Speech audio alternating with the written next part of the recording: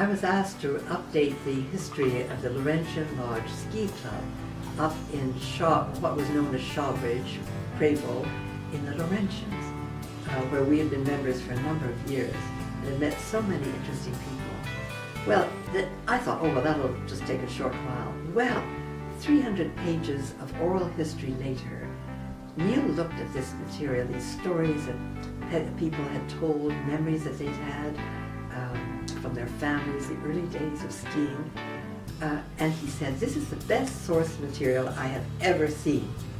So we started work on a book about the early days of skiing in the Laurentians and Montreal.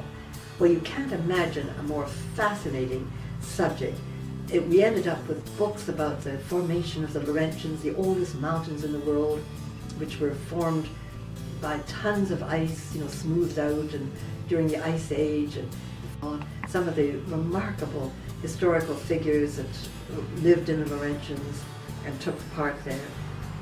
And then the professors from McGill who used to ski down the hill onto Sherbrooke Street, and women in long woolen skirts who would climb the back of Mount Royal.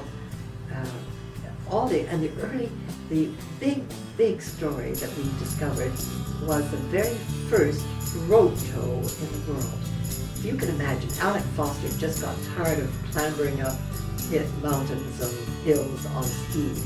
So he took an old Dodge car, took off the back wheel, strung a rope around it, yanked it up the hill, and there was the beginning of the first rope tow in the world, which changed skiing history forever.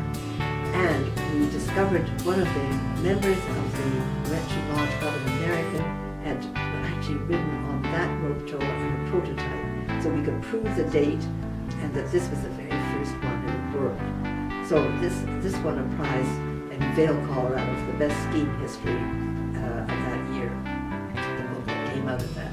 And we had more fun when we had the copies of the book, lugging them around to the little bookstores in Montreal, all over the place, and the big ones as well. And those bookstores turning into a bestseller. But